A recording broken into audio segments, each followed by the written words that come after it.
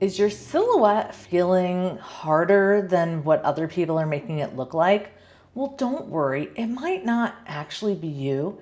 It could really be your settings, which are super easy to change. And that's what we are going to do today. I'm going to walk you through 5 different settings that nobody really talks about that could be a major game changer for your silhouette journey. Before we dive in, I want to introduce myself. I'm Christy here at Crafty Christy's Creations. I'm here to help you master your silhouette. And today we're jumping into those secret settings that nobody really talks about. So let's jump in. Okay, so the place that we're going to find all of these settings is down in your little wrench. I'm in business edition, but this works in any edition of Silhouette Studio. You might just find it in a little bit of a different place, but here in version 5, it's down here. You have this little setting wrench. We're going to click on that, and these are all of your preferences. So on this first page here, something that you could change was your print resolution, so it'll always print at 600 dpi. You want at least 300 to make things look good. So 600 is even better. But what we're really looking at here, the first one that I want to teach you is to change your default save settings.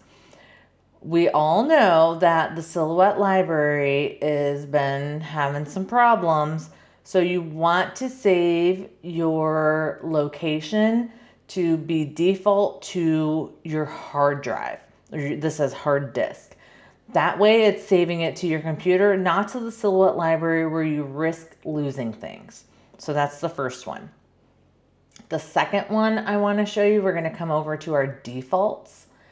And here's the really cool one. Notice right here how this red line here, this is my cut border. But notice how I'm losing that little bit of space on there, and I kid you not, this took me at least a couple of years to figure this one out. Because everyone's like, oh yeah, you can cut a full 12 by 12. I'm like, no you can't. Well, actually, yeah you can. So here on the defaults, we're gonna go ahead and scroll down to this cut to edge of page. I'm gonna scoot this over here. When I click that, and then I hit apply, see how that line moved to the edge instead of where it was? You just gained probably millimeters, but when you're trying to cut like a 12 by 12 project, that right there makes all the difference. So you want to make sure you have, under your defaults, do your cut to edge of page. The next thing I want to show you is that you can also change your default text. Helsinki is the one that I'm using right now. But currently my favorite font is Love Vibes. So let's go ahead and scroll through. It's going to pick from all of the ones that you have on, like in your computer, or you've pulled into Silhouette Studio. And then you can go through here and choose. And if I could do alphabetical order, we'd be in business. Where did it go? Love Vibes. So, and then you can also pick the size. I like 72 because most of the time I need it to start big and then I'll shrink it down to fit. But now anytime I type, so let's hit apply and we can hit okay. That will close that out. So now anytime I pull out my text tool and write, it's automatically going, oh, it's still in Helsinki. So I may have to restart before it'll pick my new setting, but you can see I had Helsinki. So anytime I type, it's always picking that font. And then let's go back and see if it actually saved our settings. So default, it does say Love Vibes. I hit apply. Again, may just have to restart to make all of these actually work the next time you open.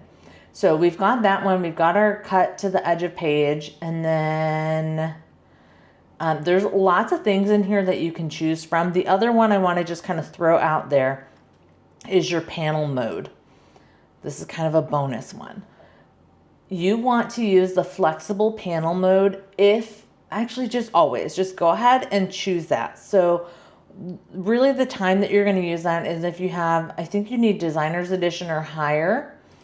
And then when you come over to do your, here, split screen. So the only way it's going to be easy to grab all of your split screens to do this is, here we go, the tiling, activate tiling.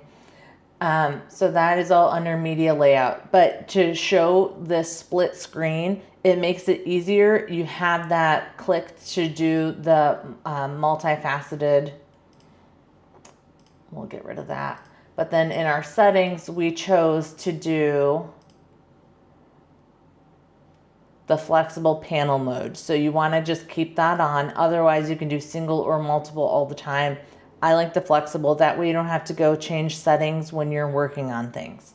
So that's kind of a bonus one for you. All right, so the next one that I want to talk to you about is on your import. So on your import, there's a lot of things on here, but kind of the main ones I want to show you is for DXF files. If you're using the free version of Silhouette Studio, that's one of the main file types you can bring in because you won't be able to use an SVG. So I have mine set for it to fit to page. So what that is going to do is it's going to blow that picture up, or if it's a really large one, it's going to make sure it shrinks it down and it's going to fit to whatever size the page is that I have designated. So right now I'm using a 12 by 12. So that means it'll fit on this 12 by 12. Before I had it, I think as is. And when I did it that way, these files were coming in super, super huge. They were coming in down in the bottom left corner. I mean, it was just crazy, and I couldn't find them. I'd have to zoom all the way out to find stuff. So this was the game changer to make it so much easier. Just tell your DXF files to fit to page.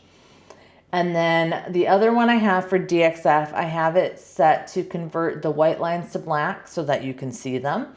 And then join the lines into polygons, into polylines, or basically make it a shape. That way I can go through and figure out what to do that. And then I will link up here a little video that I've done before about how to use your DXF files. So this part makes a lot more sense. So watch for that. And then the other one that is like a game changer is to auto trace your PNG files. So if you go ahead and click that on, we're going to hit apply. And what that does is anytime I pull in a PNG file, it's going to automatically go through it, trace the file, get rid of the background, and then turn it into a cuttable file without me having to go through extra steps. So that one right there makes life so much easier. And then you can do some of the same things here with your SVG. You can open it centered. You can, do kind of the same thing there. And then I leave my cut lines as red. You can convert those other lines if you would like. And then the other thing that I really want to show you is under tools. You have lots and lots and lots of different ways you can manipulate your different tools here. I just wanted to shout these ones out. The big one that I really enjoy is my offset line. So whenever you're making an offset, I have those set to a 0-point red line. So it just gives me a red line. Otherwise, you could use the attributes of the topmost shape, meaning if I have a shape that has purple lines, then it would give me purple lines on that, but it would also keep the same thickness of whatever line that was. So I just do a 0 red line, so that 0 point makes it so that this line won't print, it will only cut. So if you're doing an offset for like a sticker or a print and cut project, you're gonna cut that red offset line, but it won't print because it has 0 point value. So to me, this was a no-brainer and this made life so much easier. And then you've got some other ones here. The silhouette updates, I don't think that really works well right now with version 5, so you can kind of ignore that. And then I have not done anything in the advanced, but those are kind of the main ones. The display talks about more the size of your buttons here. So if you find it really hard to read your buttons when they're small, you can see I have mine rather large. It makes it so I can read them. So that is another one. And then you can also come in here and change the theme. You can do a light background, you can do gray, or you could do dark. So let me apply the dark. See how that changes? Light makes it very white. Gray is what you're probably used to using. Okay, so there you have it. There's 6 and probably some extra bonus ones of some settings that you can change that's going to make life so much easier for you as you're using your Silhouette, and some things that are quick and automatic that you didn't even know you needed. So before you go, I just want to tell you about my Silhouette skill quiz. So before, you may have heard of my Silhouette personality quiz, but I really realized that it's not about your personality. It's about where you are in your Silhouette journey. So this quiz is really awesome, and it's going to walk you through how you're doing on your Silhouette journey and then what your next best step is on the journey. So that way you can keep growing your Silhouette skills, but not to a point where you're doing something that's way stretching your skill set. This is going to just be the next best thing for you to learn and practice so you can slowly build up those skills with confidence. So links here, check out that quiz. And that's what I have for you today. I'll see you in the next one. Bye for now.